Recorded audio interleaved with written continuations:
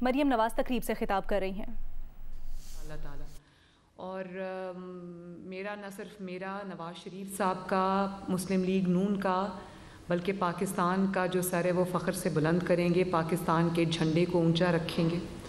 اور یہ میں آپ سے ایکسپیکٹ بھی کرتی ہوں، یہی میری ایکسپیکٹیشن ایسوسیٹیڈ ہے آپ سے اور اس قوم کے تمام نوجوانوں سے، اکراس پولیٹیکل ڈیوائیڈ، کہ ملک کو اگر اس وقت کوئی ڈائریکشن کی ضرورت ہے، کسی کنٹریبیوشن کی ضرورت ہے جو ملک کی قسمت بدل سکتی ہے، تو وہ پاکستان کی یوتھ ہے، پاکستان کی نوجوان نسل ہے۔ اور آپ نے دیکھا ہوگا کہ میں یہ صرف بات نہیں کری، جب سے مجھے چیف آرگنائزر کا عہدہ ملا ہے، سب سے زیادہ میری جو توجہ ہے وہ یوتھ کے اوپر ہے۔ اور میں یہ نہیں چاہتی کہ صرف یوتھ جو ہے وہ سیاست میں انوالو ہو، میں یہ چاہتی ہوں کہ یوتھ کی ریپرزنٹیشن ہر طرح سے نیشنل لیول پہ اتنی زیادہ ہو کہ وہ پاکستان کے اگر سب سے بڑے سٹیک ہولڈرز ہیں، پاکستان کا حال ہیں، پاکستان کا مستقبل ہیں، تو وہ یوتھ کے پاس وہ طاقت کو ہم پاکستان کی ڈائریکشن سیٹ کرنے کے لیے ہم استعمال کر سکیں۔ اور یہاں جہاں تک میرے کوآرڈینیٹرز کا تعلق ہے، تو مجھے امید ہے کہ یہ کوآرڈینیٹرز اپنے اپنے ڈسٹرکٹس میں اس طرح کام کریں گے۔ اب یہ بات دھیان سے سننا، یہ میری مشن کہ یہ یوتھ جو ہے، یہ کوآرڈینیٹرز اس طرح سے اپنی ذمہ داریوں کو ادا کریں گے، اس طرح سے تمام ڈسٹرکٹس میں جا کر کام کریں گے کہ جو ٹائیڈ ہے اس کو ٹرن کریں گے انشاءاللہ۔ سب سے بڑی رسپانسبلٹیز میں سمجھتی ہوں MNAs, MPAs سے بڑی رسپانسبلٹی آپ سب کے کندھوں پہ، اور آئی ہوپ کہ آپ کو اس چیز کا احساس ہے کہ آپ کے اوپر پارٹی نے کتنا بڑا اعتماد کیا، اور مجھے امید ہے کہ آپ you will be able to ان شاء اللہ تعالیٰ live up to the expectations associated with it. تو بات یہ ہے کہ اس وقت آپ یہ دیکھو کہ بہت بڑی پرسنٹیج یوتھ کی ہے پاپولیشن کے اندر اور بڑھتی جا رہی ہے، لیکن افسوس مجھے اس بات کا ہے کہ اس کو سیاسی ایندھن تو بنایا جاتا ہے، لیکن اس کے مستقبل کے بارے میں کوئی نہیں سوچتا۔ اور میں فخر کے ساتھ یہ بات کہتی ہوں کہ چاہے وہ 2013 سے پہلے شہباز شریف صاحب کا 2008 سے لے کے 2013 تک ان کی چیف منسٹرشپ کا عہد ہو، یا پھر 2013 سے لے کر 2018 تک، اگر کسی جماعت کے پاس پاکستان کی ترقی کا پلان ہے، پاکستان کی اکانومی کے لیے پلان ہے، پاکستان کی یوتھ کے لیے پلان ہے، انرجی کے لیے پلان ہے، ٹیررزم کے لیے پلان ہے، کلائمیٹ چینج کے لیے پلان ہے، تو وہ سب صرف اور صرف پاکستان مسلم لیگ نون ہے۔ اور آپ نے یہ دیکھا ہوگا کہ باقی جماعتیں بڑا دعویٰ کرتی ہیں کہ جی ہم یوتھ کو ریپرزنٹیشن دیں گے، یوتھ کی جماعت ہے، لیکن آپ مسلم لیگ نون کا جو کمپیریزن ہے وہ کریں دوسری جماعت کے ساتھ۔ میرا خیال ہے کہ اس وقت بھی، فیوچر کی میں بات نہیں کری، اس وقت بھی جو ینگ پارلیمنٹیرینز کی سب سے بڑی تعداد مسلم لیگ نون کے پاس ہے، ماشاءاللہ۔ اور یہ مجھے میری نظر پڑ گئی، یہ ساتھ بیٹھا ہوا ہے قصور سے ایم این اے، ساتھ کتنی عمر ہے آپ کی؟ 31۔ اور یہ تب 25 کے تھے جب بنے تھے کہ ہی واز 27 جب یہ ایم این اے بنے، ماشاءاللہ، قصور سے۔ ارادت آپ کی کیا ایج ہے؟ 33۔ اور آپ ایم این اے کب بنے تھے؟ 28 ایئرز میں۔ تو میرا خیال ہے کہ جتنی بڑی یوتھ کی پارلیمنٹیرینز کی تعداد پی ایم ایل این کے پاس ہے، شاید کسی اور جماعت کے پاس نہیں ہے۔ شزا ہے یہ بیٹھی ہوئی ہے یوتھ پہ، یو 25 جس سی، ہاں یہ تو سب انکل اس طرح تو سب بیٹھے ہوئے ہیں ماشاءاللہ۔ تو بات یہ ہے کہ میں یہ چاہتی ہوں کہ یہ یہاں تک بات نہ رکے، آنے والی جو پارلیمنٹ ہو، چاہے وہ پروونشل پارلیمنٹ ہو یا وہ نیشنل پارلیمنٹ ہو، سب میں سب سے زیادہ بڑی تعداد جو ہے وہ یوتھ کی ہو۔ اور میں یہ سمجھتی ہوں کہ جو آپ میں سے ہی ہمارے فیوچر ایم این ایز ہوں گے، ایم پی ایز ہوں گے، لوکل باڈیز کے ریپرزینٹیٹیوز ہوں گے، جو مجھے ٹی وی پہ سن رہے ہیں، میں یہ سمجھتی ہوں کہ سب سے بڑی ریپرزنٹیشن جو ہے وہ نیشنل لیول پہ بھی، پروونشل لیول پہ بھی یوتھ کی ہونی چاہیے، کیونکہ یوتھ سب سے بڑے سٹیک ہولڈرز ہیں پاکستان کے۔ اب جو یوتھ کے لیے صرف نعرہ نہیں دیا مسلم لیگ نون نے، میں نے ابھی بتایا، چاہے وہ 2008 سے 2013 تک ہو شہباز شریف صاحب کی حکومت، یا وہ 2013 سے 2018 تک ہو جس میں نواز شریف صاحب نے پاکستان کا پہلا یوتھ پروگرام دیا تھا، اس میں جو ہمارا پیف پروگرام تھا، اسکالرشپس کا پروگرام، جس میں نہ صرف بچوں کو، برائٹ اسٹوڈنٹس کو، میریٹوریس اسٹوڈنٹس کو پاکستان کے اندر ان کو مواقع ملے، اسکالرشپس ملی ان کو دنیا کی بہترین یونیورسٹیز میں بھی شہباز شریف صاحب نے بھیجا، انٹرنشپس ملیں، انٹرپرینیورشپ کے لیے ان کو پروموٹ کیا، ان کی ہینڈ ہولڈنگ کی، اور لون اسکیمز میں ان کو لون اسکیم دی آسان اقساط پر. اور اس وقت جب میں یوتھ پروگرام کو دیکھ رہی تھی تو مجھے یہ بڑی خوشی ہوئی تھی یہ جان کے کہ جو وہ جب قرضہ واپس کرنے کی بات آئی تو 99% جو ہے لوگوں نے اپنے بزنس سٹارٹ کر کے تو قرضے واپس کرنے شروع کر دیے. انڈاؤمنٹ فنڈز جو ہیں وہ بنائے گئے. اور اسی طرح آپ دیکھو کہ دنیا کہاں جا رہی ہے. ہمارے ملک سے برین ڈرین ہو رہا ہے, دوسرے ملکوں میں جا کے ہمارا وہ برین ڈرین جو ہے وہ اس ملک کی ترقی کے اندر کتنا کنٹریبیوٹ کرتا ہے, چاہے وہ انجینئرز ہوں یا وہ ڈاکٹرز ہوں یا وہ اسکلڈ لوگ ہوں. تو میں یہ چاہتی ہوں کہ پاکستان, بہت سارے نوجوان ایسے ہیں جو ملک میں پڑھ کر تعلیم حاصل کر کے اپنے ملک کی خدمت کرنا چاہتے ہیں, تو ان کے لیے وہ پروگرامز, ان کے لیے وہ اپرچونٹیز, ان کے لیے اس طرح کا کنڈیوسو انوائرمنٹ پرووائڈ کرنا حکومت کی ذمہ داری ہے, ہماری ذمہ داری ہے.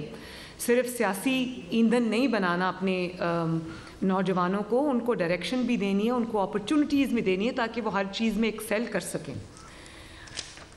چاہے وہ رورل یوتھ ہو, بہت بڑی تعداد 65% جو تعداد ہے وہ رورل یوتھ کی ہے, اور چاہے وہ اربن یوتھ ہو, سب کو ہم نے مین سٹریم کے اندر انکارپوریٹ بھی کرنا ہے, ان کو ایکول اپرچونٹیز ترقی کے لیے دینی ہے. اور اب دیکھیں آج کل ٹیکنالوجی کا زمانہ ہے, انفارمیشن ٹیکنالوجی کا زمانہ ہے, آئی ٹی کا زمانہ ہے. آپ بنگلہ دیش کو دیکھو, انڈیا کو دیکھو, میں بار بار یہ بات کہ وہ کہاں نکل گئے ٹیکنیکل سٹارٹ اپس میں, انکیوبیٹرز میں, اور جو یہ ٹیکنالوجی بیس سلوشنز ہیں. ہمارے پاس اتنی بڑی ورک فورس ہے, اتنی بڑی ورک فورس ہے, ہمیں اس ورک فورس کو ٹیکنالوجی بیسڈ ورک فورس میں تبدیل کرنے کی ضرورت ہے تاکہ ہمارے ملک میں بھی ان کے لیے اپرچونٹیز ہوں, اور اگر وہ ملک سے باہر جا کے اپنا نام بنانا چاہتے ہیں, اپنا بریڈ اینڈ بٹر ارن کرنا چاہتے ہیں, تو ہاتھوں ہاتھ ان کو وہاں پر لیا جائے. اور آج کل فری لانس جو ورک ہے اس کا زمانہ ہے, اس کے لیے ہمیں لوگوں کو ٹرین کرنا ہے, ٹیکنیکل ایکسپرٹیز ان کو دینی ہے, ان کی ہینڈ ہولڈنگ کرنی ہے, ان کے ٹریننگ سیشنز کرنے ہیں, چاہے وہ ٹیفٹا کے تھرو ہو یا وہ دوسری کیا ہے نیفڈیک ہو, کوئی بھی ہو.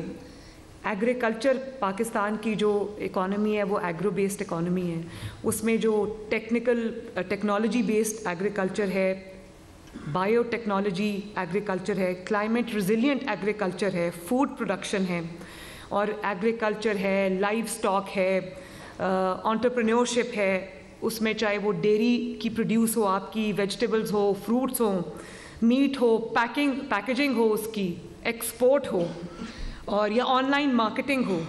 میرا خیال ہے کہ اس میں ہم نہ صرف اپنی پروڈکشن کو, اپنی ییلڈز کو بڑھا سکتے ہیں اگر ہم ٹیکنالوجی بیسڈ سلوشنز کے اوپر جائیں گے اور یوتھ کو وہ راستہ دکھائیں گے, ان کو ہیلپ کریں گے, بلکہ ہم جو اپنی مارکیٹنگ ہے اور دنیا بھر میں جو ہم اپنی ایکسپورٹ ہے اس کو کس حد تک بڑھا سکتے ہیں. Sky is the limit.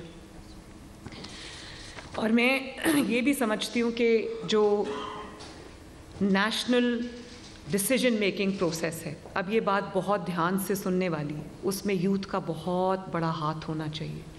ہماری یوتھ کو اتنا اویئر ہونا چاہیے کہ ملک کے مسائل کیا ہیں, ان کا حل کیا ہے, اور یہ آپ سب نے ہماری آواز بن کے اپنے اپنے ڈسٹرکٹس کے اندر وہ جانا ہے اور یہ پیغام دینا ہے کہ یوتھ کا کام صرف جلسوں, جلوسوں, ریلیز میں آ کے مار کھانا, ڈنڈے کھانا نہیں ہے. آپ کو یہ پتہ ہونا چاہیے کہ کیا چیز آپ کے لیے اچھی ہے, کون سا مستقبل آپ نے اپنے لیے چوز کرنا ہے, اور آپ نے کدھر جانا ہے. یہ بڑا, آپ دیکھو کل میں دیکھ رہی تھی ٹی وی کے اوپر کہ بڑے افسوس سے مجھے یہ کہنا پڑ رہا ہے کہ جو کال دی کوئی ریلی کی, جس طرح جیل بھرو تحریک کی کال دی, اور اس کا ایندھن بنایا ورکرز کو, ینگسٹرز کو, اور خود گھر میں چھپ کے بیٹھے رہے. اور آپ دیکھو کہ گھر میں نہ صرف چھپ کے بیٹھے رہے بلکہ جب تک پولیس کھڑی رہی چارپائی کے نیچے سے نہیں نکلے, اور آگے کیا ہوا تھا قوم کے بچوں کو. کل جو بچہ, جو قوم کا نوجوان ایک ہلاک ہوا ہے, میں نے آج ابھی کہا ہے کہ اس کی انویسٹیگیشن ہونی چاہیے, لیکن کیا اس بات کا جواب ینگسٹرز کو نہیں مانگنا چاہیے؟ کون سی دنیا کی ایسی کیمپین ہے یا کون سی دنیا کی ایسی تحریک ہے جس میں لیڈر چھپ کے گھر میں بیٹھا ہو اور ینگسٹرز کو اور پاکستان کی یوتھ کو ڈنڈے کھانے کے لیے آگے کر دیا ہو؟ پاکستان کی یوتھ کو بھی اس چیز کا احساس ہونا چاہیے کہ یہ جو ان کو نعرے ان کو دکھائے جا رہے ہیں یا دل فریب خواب دکھائے جا رہے ہیں, ان کی حقیقت کیا ہے؟ ان کو اپنے بچے تو لنڈن میں بڑی سیف جگہوں پہ بٹھائے ہوئے ہیں, ان کو کوئی انگلی بھی نہیں لگا سکتا. قوم کے بچے جو ہے ان کو آپ کہتے ہو کہ سڑک پہ آؤ اور مار کھاؤ اور میری کیمپین لیڈ کرو, خود آپ گھر سے نہیں نکلتے. تو کیا میرے جو نوجوان ہیں اس ملک کے, جو یوتھ ہے, کیا ان کا لیڈر ایسا ہوگا؟ کیا آپ کو یہ احساس نہیں ہے کہ وہ آپ کو آگے کر کے خود وہ ٹانگ پہ پلاسٹر چڑھا کے گھر میں بیٹھے ہوئے ہیں؟ اور کل جو وہ کارکن ہلاک ہوا ہے اس کی ذمہ داری کس پر ہے؟ آپ کو یہ فخر ہونا چاہیے کہ مسلم لیگ نون میں نواز شریف صاحب نے اپنے کارکنان کو کبھی اپنی شیلڈ نہیں بنایا, اس ملک کی یوتھ کو اپنی شیلڈ نہیں بنایا. میں نے پہلا گیدڑ دیکھا ہے جس نے کارکنان کو اپنی شیلڈ بنایا, حالانکہ لیڈرشپ نواز شریف جیسی ہو تو وہ کارکنان کی شیلڈ بن جاتا ہے. انہوں نے کبھی نہیں کہا.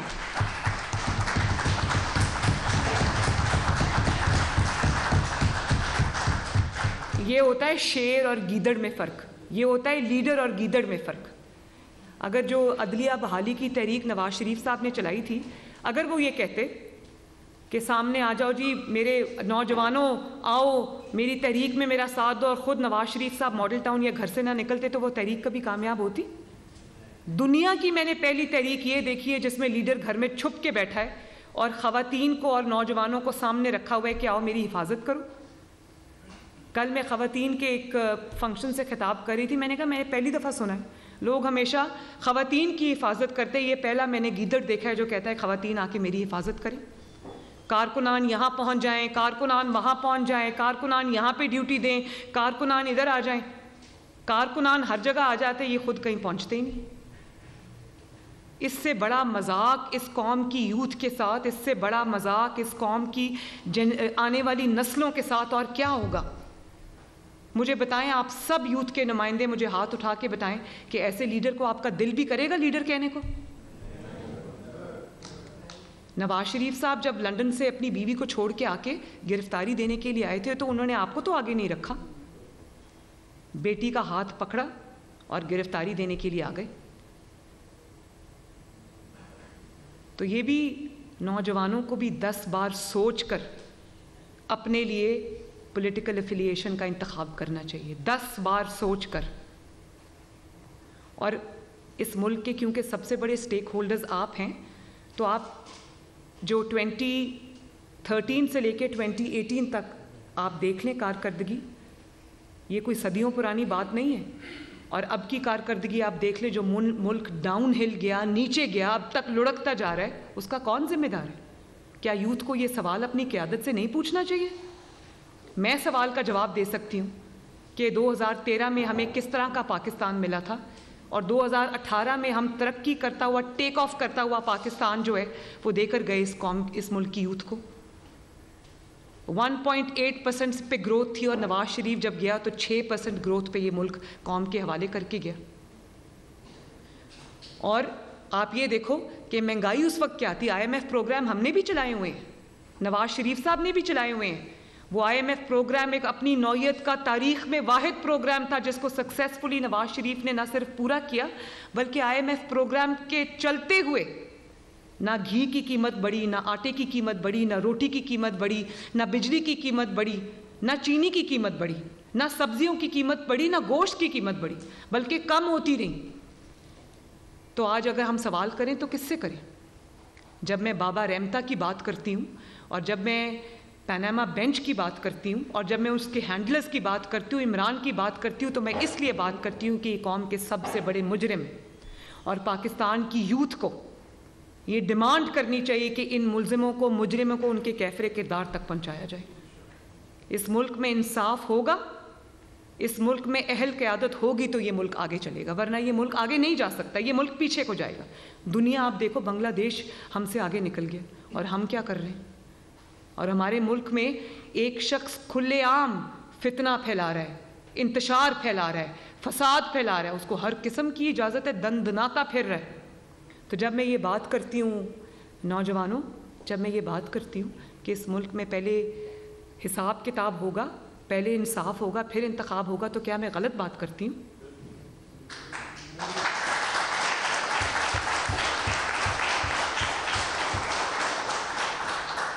الیکشنز کا بڑا آپ کو شوق اترا ہوا ہے، تو پہلے یہ بھی تو پوچھنا چاہیے یوتھ کو کہ ایسے فیصلے پہلے ایسے انسان کے ہاتھ میں کیوں دیے جو نشہ کر کے بے سود پڑا ہوتا ہے؟ چودھری پرویز الہی صاحب آپ کے چیف منسٹر تھے پنجاب کے، ان سے پوچھے بغیر اسمبلی زبردستی پریشر ڈلوا کے اسمبلی توڑوا دی گئی۔ سٹیک ہولڈر پرویز الہی، اس سے کسی نے پوچھا ہی نہیں، اس کو کہا توڑ دو اسمبلی، زبردستی پریشر ڈالا۔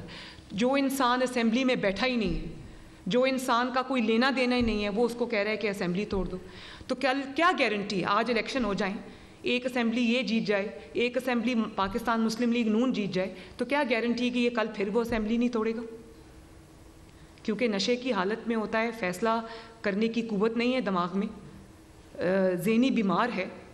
تو آپ یہ دیکھو کہ سب جہاں بائی الیکشنز ہوئے سب جگہوں سے کھڑا ہو گیا، اور جب بائی الیکشنز، قوم کا پیسہ لگتا ہے ان بائی الیکشنز میں، مفت بائی الیکشنز نہیں ہوتے۔ میں اگر پرائم منسٹر ہوں تو میں سب سے پہلے اس کو کہوں کہ یہ پیسے ادھر رکھو نا جو پہلے قوم کے لگوائے ہیں، یہ آپ کے والد صاحب کا پیسہ نہیں ہے، یہ اس قوم کا پیسہ ہے۔ یہ 22 کروڑ عوام کا جیتا جاگتی عوام کا ملک ہے، محنت کرتی ہوئی عوام کا ملک ہے۔ یہ کوئی بچوں کا کھیل نہیں ہے۔ جب دل کیا اسمبلی توڑ دی، جب دل کیا سائفر کا رونا رو دیا، اس کے سائفر کی آڑ میں نیشنل اسمبلی آف پاکستان توڑ دی، اور آج اسی اسمبلی میں واپس جانے کے لیے دن رات منتیں کر رہے ہیں۔ یہ تضاد دیکھیں ذرا، اور یہ تضاد نہیں ہے، یہ منشیات زدہ دماغ کے فیصلے ہیں۔ تو یہ عدلیہ کو بھی یہ سوچنا چاہیے کس انسان کے کہنے پہ یہ فیصلے ہو رہے ہیں، کس انسان کے، جس کا صبح فیصلہ کچھ ہوتا ہے، دوپہر کو کچھ ہوتا ہے، شام کو کچھ ہوتا ہے۔ اپنے لوگوں کو کہتا ہے باہر نکلو، خود گھر میں بیٹھا ہوتا ہے۔ اور پھر وہ جو کل پی ٹی آئی کا کارکن ہلاک ہوا، کل میرا دل خون کے آنسو رویا جب میں نے رات کو وہ تصویر دیکھی۔ نوجوانوں میں آپ سے مخاطب ہوں، وہ تصویر دیکھی جب اس نوجوان کے باپ کو، والد کو، عمر رسیدہ والد کو زمان پاک بلایا افسوس کرنے کے لیے، وہ سائیڈ پہ اس طرح بیٹھا ہوا تھا جیسا وہ ان کا کوئی پیڈ ملازم ہوتا ہے۔ وہ اس کا بچہ ہلاک ہوا ہے، اس کا بچہ جان سے گیا ہے، اور اس کو بلا، اور ٹانگ پہ ٹانگ رکھی ہوئی تھی، جوتے کا منہ اس بزرگ کی طرف تھا۔ میں نے کسی بھی سیاسی کارکن کی اس سے بڑی تذلیل نہیں دیکھی، اس سے بڑی تذلیل میں نے نہیں دیکھی۔ تو جو اپنے کارکنوں کو، اس کے والدین کو جو یہ عزت دیتا ہے، اس نے ملک کے نوجوان کو کیا عزت دینی؟ یہ سوال اٹھتے ہیں نا۔ 10 نیشنل اسمبلی کی سیٹ سے کھڑا ہو جاتا ہے، الیکشن جیت کے وہ سیٹس چھوڑ دیتا ہے۔ یہ کوئی بچوں کا کھیل ہے؟ ملک کے پیسے لگتے ہیں اس میں، سارے پیسے اس سے نکلوانے چاہیے۔ پھر میں دیکھوں کتنی جگہ کھڑا ہوتا ہے جس کا گھر کوئی اور چلاتا ہے، جس کا کچن کوئی اور چلاتا ہے، جس نے ملک کے تحفے، ملک کو ملنے والے تحفے بیچ بیچ کے اپنی نسلیں سنوار لیں، جس کی بیوی 5-5 کیرٹ کا ایک ایک رنگ لیتی رہی ایک ایک فائل پہ دستخط کرنے کے بدلے،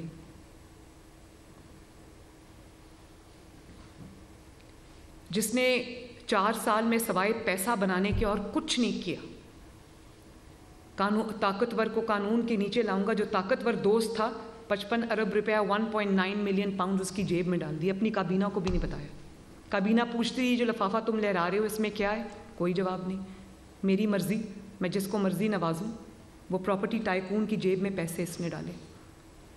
آپ کے والد صاحب کے پیسے تو نہیں تھے، اس قوم کے پیسے ہیں۔ اور آپ یہ دیکھیں کہ جب سے بیساکھیاں گئی ہیں، ہمیشہ سے بیساکھیوں پہ تھا، چاہے وہ جنرل پاشا ہو یا وہ جنرل ظہیر الاسلام ہو، کوئی بھی ہو، جب سے بیساکھیاں گئی ہیں تب سے ان کی عقل ٹھکانے نہیں آ رہی، ان کو سمجھ نہیں آ رہی ان کے ساتھ ہو کیا رہا ہے، کیونکہ عادت ہے ان کو۔ تو کیا اس ملک میں قوم کے فیصلے چلیں گے، نوجوانوں کے فیصلے چلیں گے، یا بیساکھیوں کے فیصلے چلیں گے؟ یہ تو فیصلہ اب ہو جانا چاہیے۔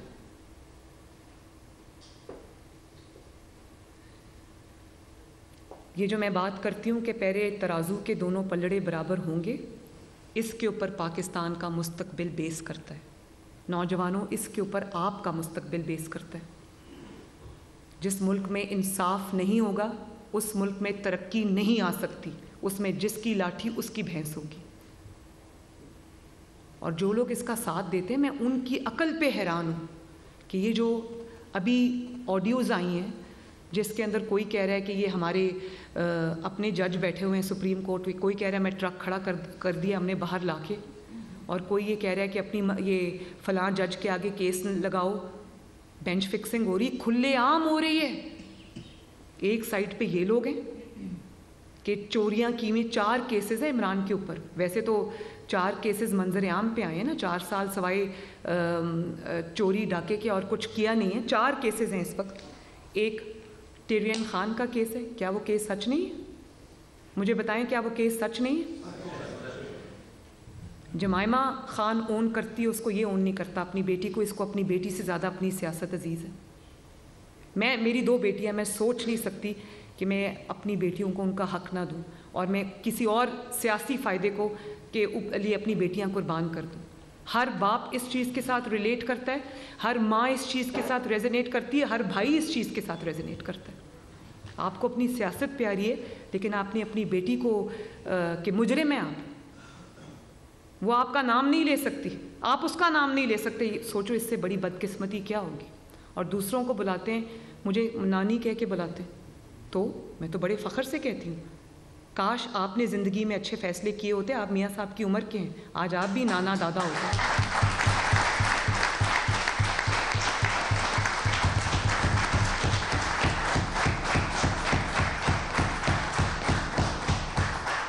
کیا سبق دے رہے ہیں قوم کے نوجوانوں کو؟ میں کسی کی ذاتی زندگی میں نہیں جانا چاہتی، مگر یہ کیس اس وقت اسلام آباد ہائی کورٹ میں ہے۔ یہ بات اپنی بیٹی چھپانے کا نہیں، یہ بات ہے کہ آپ نے اپنی بیٹی کے بارے میں قوم سے جھوٹ بولا، آپ نے اپنے ووٹرز سے جھوٹ بولا، آپ نے قوم کے نوجوانوں سے جھوٹ بولا، آپ نے ان کو اتنی عزت کے قابل نہیں سمجھا کہ آپ ان سے سچ بولیں۔ تو جواب تو دینا پڑے گا۔ یہ جو بھاگ رہے ہیں کورٹ سے، ایک طرف نواز شریف صاحب کی بے گناہ ہوتے ہوئے 200 پیشیاں ہیں اور ایک طرف 2 پیشیاں، اس کی وجہ کیا ہے؟ بار بار عدالت بلا رہی ہے، حاضر ہو جاؤ، حاضر ہو جاؤ۔ نواز شریف صاحب کو کہا جاتا تھا 1 گھنٹے میں نواز شریف حاضر ہو، ہفتے میں 5 دن بیٹی کے ساتھ حاضر ہو، وہ حاضر ہوتا تھا، میں بھی حاضر ہوتی تھی۔ تو آپ کو کون سے سرخاب کے پر لگے ہوئے؟ یہ جو بستر کے نیچے چھپے ہوتے ہیں نا، چارپائی کے نیچے، بیڈ کے نیچے، پولیس آ گئی ہے، چلی گئی ہے، یہ کیوں ہے؟ یہ جو اتنی بڑی ڈائیکاٹمی ہے، یہ کیوں ہے کہ جلسے کے لیے آپ تیار ہیں؟ کل ریلی نکال رہے تھے، اور یہ بھی میں بتا دوں وہ ریلی اس لیے ناکام ہوئی کہ ریلی کے لیے بندہ اکٹھا نہیں ہوا۔ بہت بری بات ہے، سیاسی کارکنوں پہ تشدد نہیں ہونا چاہیے، لیکن کیا یہ سیاسی کارکن ہیں؟ 2014 میں دنیا نے دیکھا کس طرح انہوں نے دھرنے میں پولیس والوں کو ڈنڈے مار مار کے ان کی ہڈیاں توڑی، یاد ہے نا وہ سب؟ کل بھی دنیا نے دیکھا کہ پولیس والوں کو درجنوں پولیس والی زخمی ہوئے۔ کارکنوں، سیاسی کارکنوں کی بات ہو رہی ہے، یہ اس کو لے کے رو رہے ہیں، اس کو لے کے ایموشنل ڈرامہ کریٹ کر رہے ہیں، لیکن یہ بھی تو دیکھو سیاسی کارکن کر کیا رہے ہیں؟ وہ پولیس کی گاڑیاں جلا رہے ہیں، پولیس کی گاڑیوں کو ڈنڈے مار کے توڑ رہے ہیں، پولیس کے نوجوان، وہ بھی کہ پولیس کے نوجوان بھی کسی کے باپ ہیں، کسی کے بھائی ہیں، کسی کے بیٹے ہیں۔ یا قاسم اور سلیمان کی زندگی کی قیمت ہے اور میرے پولیس والوں کے نوجوانوں کی زندگی کی کوئی قیمت نہیں ہے؟ چاہے وہ پی ٹی آئی کا کارکن ہو، اس کی جان کی بھی قیمت ہے۔ خود تم بزدلوں کی طرح چھپے بیٹھے اور قوم کے نوجوانوں کو کہتے ہو آؤ آ کے میرے لیے لڑو۔ کیوں لڑیں؟ وہ اس لیڈر کے لیے لڑیں جو کمرے میں چھپ کے بیٹھا ہے۔ جب پولیس آتی ہے تو گھر میں موجود ہوتا ہے اور کہتا ہے لکھ کے دے دو ناٹ اویلیبل. تو میں یہ صرف ڈرامہ بازی اس لیے ہے. یہ 5 مہینے سے جو پلاسٹر نہیں نا اتر رہا ٹانگ کے اوپر سے, یہ صرف اس لیے کہ یہ کورٹس کو اوائڈ کرنا چاہتا ہے.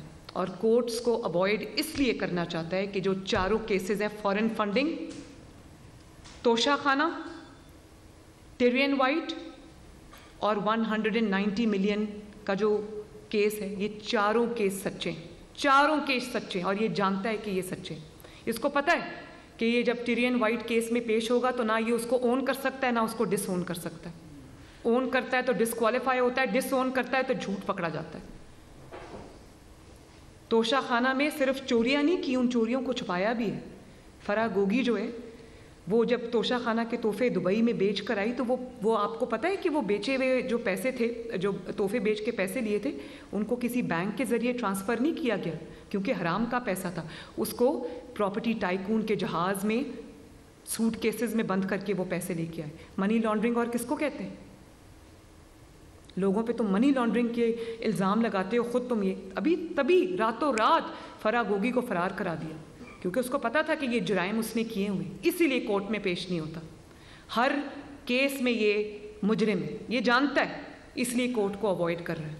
اور دیکھیں نہ دوسروں کی بیماریوں کا مذاق اڑانے والا, جس کے اندر اتنی اخلاقی جرت نہیں ہے. آج آپ دیکھیں لوگوں کو, میری ماں کے کینسر کا مذاق اڑایا, شہباز شریف صاحب کے کینسر کا مذاق اڑایا, شہباز شریف صاحب کی بیک ایک کا مذاق اڑایا.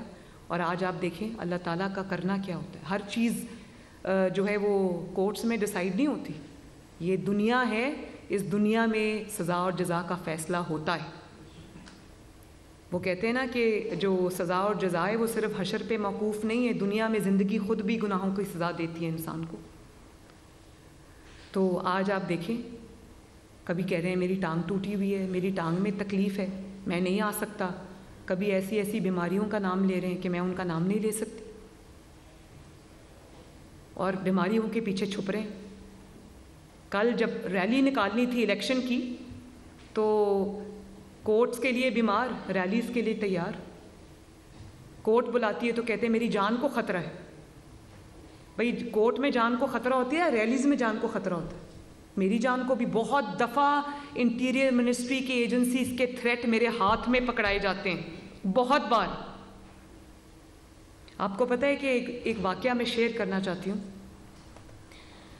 میں نواز شریف صاحب پرائم منسٹر تھے اور ہم ہیلی کاپٹر میں جو انہوں نے نواز شریف صاحب کا پروگرام تھا, ہیلتھ پروگرام, جس میں ہیلتھ کارڈ جو تھا, اس کے لیے ہم آزاد جموں کشمیر میں مظفر آباد میں وہ لانچ کرنا تھا. تو ہم جب ہیلی کاپٹر میں بیٹھے تو پرائم منسٹر کو آ کے ان کے جو سیکیورٹی کے انچارج تھے انہیں ہیلی کاپٹر میں ان کو ایک کاغذ دیا. میں یہ بات بالکل حلفاً, انہوں نے ایک کاغذ دیا اور انہوں نے اس کاغذ پہ لکھا تھا کہ آج آپ کی جو فلائٹ ہے ہیلی کاپٹر کی, بنی گالا کے اندر چھپ کے دہشت گرد, کیونکہ ان دنوں ضرب عضب اور رد الفساد چل رہا تھا, کا دہشت گرد وہاں پر وہ لانگ رینج وہ لگا کر بیٹھے ہوئے ہیں ویپنز, اور وہ فائر کریں گے ہیلی کاپٹر پہ, تو آپ نہ جائیں. ابھی ہیلی کاپٹر ہم بیٹھے ہیں, سیٹ بیلٹس باندھ رہے تھے, تو میاں صاحب نے وہ مجھے دکھایا. تو میاں صاحب نے اس کو کہا زندگی اور موت اللہ تعالیٰ کے ہاتھ میں.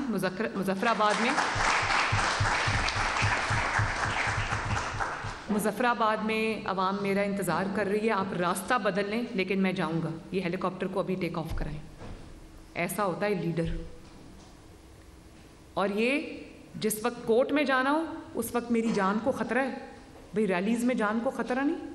ابھی میں نے ڈی جی خان جانا تھا, رانا ثناء اللہ صاحب نے مجھے نہیں جانے دیا, انہوں نے کہا وہاں پر دہشت گردی کا الرٹ آیا ہوا ہے. تو سب سے زیادہ خطرہ تو جان کا ریلیز میں ہوتا ہے, جلسوں میں ہوتا ہے, کیونکہ وہاں آپ ایکسپوزڈ ہوتے ہیں. آپ کو نہیں پتا کہ 5,000 10,000 15,000 کے جو مجمع ہے اس میں کون ٹیررزم کا کوئی آ گیا ہے, کوئی خودکش حملہ آور آ گیا ہے, یا کسی کے پاس کوئی ویپن ہے.